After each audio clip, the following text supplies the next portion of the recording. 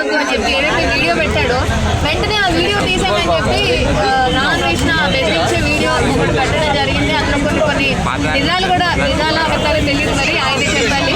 But ఎందుకు ఆయన agent delete చేశారంటారు? Non వేసిన విషయానికి వస్తే అతను అందరి డేటా తీసుకొని పెట్టుకున్నాడు. ఎవరైతే నన్ను పాయింట్అవుట్ చేస్తారో వాళ్ళ గురించి నేను పాయింట్అవుట్ చేసి పడేయాలి. ఎందుకంటే వాడు తప్పు కావాలని ఎక్కడ చూసుకోడు. ఇప్పుడు జనాలు అందరూ ఏంది అని అంటే ఒక శివాజీ గారి విషయంలో ఆ తప్పుడు మాట దొరకడం వల్ల వాడు పెట్టిన వీడియోస్ నచ్చకపోవడం వల్ల ఫాలోవర్స్ తగ్గిపోవడం జరిగింది. మన ఇండియన్స్ ఏంటి ఇప్పుడు నాలాంటి చిన్న చితక వాళ్ళు మాట్లాడితే నాన్ వేసిన రియాక్ట్ కాడు. అక్కడ ఉన్నది ఎవరు అజీబ్ కాబట్టి తను చాలా క్లారిటీతో ఉంటాడు. తన వీడియోస్ అన్ని మనం ఫాలో చేస్తుంటాము, ఉన్నట్టు మాట్లాడతాడు. సో అతని వీడియోస్లో ఎక్కువ పాపులర్ అయిపోతాయి, జనాలకు వెళ్ళిపోతాయి అని చెప్పేసి తన డేటా ఆల్రెడీ దగ్గర పెట్టుకోవడం జరిగింది. సో ఏదేమైనా జరిగింది అని అంటే మన ఇండియన్స్ మీద అటాక్ చేయడానికి నాన్ వేసిన వాడు రెడీగా ఉన్నాడు. వాడికి ఎందుకు మరి వాగడం ఎందుకు? నీ గురించి తప్పుగా మాట్లాడితే నువ్వు మళ్ళీ వాళ్ళని బెదిరియడం ఎందుకు?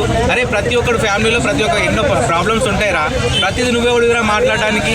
నేను ఎవడు మాట్లాడమంటున్నాడు? నీ ఛానల్ ఎవడు పట్టి పెట్టమంటున్నాడు? అందులో బ్రదర్ అక్కడ విషయం ఏంటంటే ఆయుజుడ్ గురించి మాట్లాడలేదు, వాళ్ళ తమ్ముడు గురించి మాట్లాడారు. అదే అంటున్నా, నువ్వు మాట్లాడినోడు గురించి మాట్లాడు. ఇప్పుడు నేను ఎవరైతే పాయింట్అవుట్ చేస్తున్నారో వాడి గురించి మాట్లాడకుండా ఫ్యామిలీ దగ్గరికి నువ్వెవడు వెళ్ళిపోవడానికి? మరి నీ ఫ్యామిలీ దగ్గర మేము ఎవరు రాలే? నువ్వు పెళ్లి చేస్తున్నావు, విడాకులు తీసుకుని నీకు పెళ్ళం ఉందో లేదో, ఏ పెళ్ళంతో ఉంటున్నావో, ఏ పెళ్ళతో మొగుడుతో ఉంటున్నావో, ఆడదానితో ఉంటున్నావో ఎవరికి తెలియదు. మరి మేమేం పాయింట్అవుట్ చేయలేదు కదా.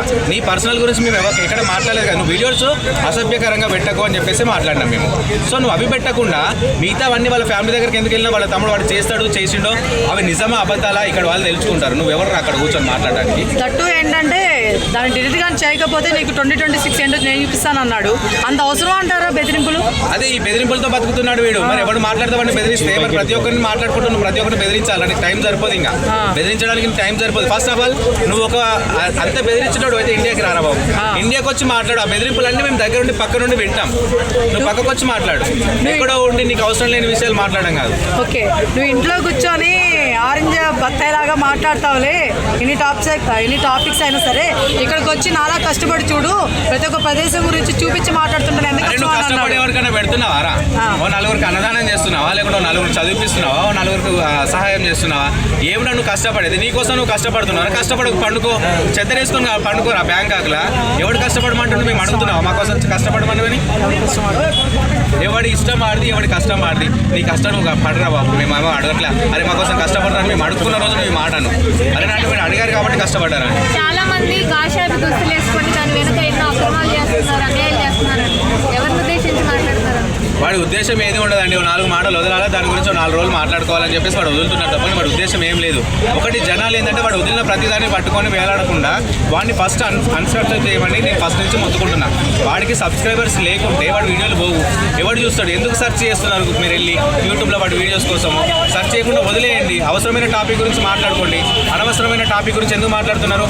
అతనంతే అతను ఏదో మాట్లాడిన విషయానికి సీతాదేవిని ద్రౌపది గురించి నువ్వు మాట్లాడినావు అని చెప్పేసి అజీబ్ వచ్చేసి అలాంటి మాటలు మాట్లాడొద్దని ఒక వీడియో పోస్ట్ చేసిన. అందుకు వాడు ఫ్యామిలీని తీసుకొచ్చి బెదిరిస్తున్నావు.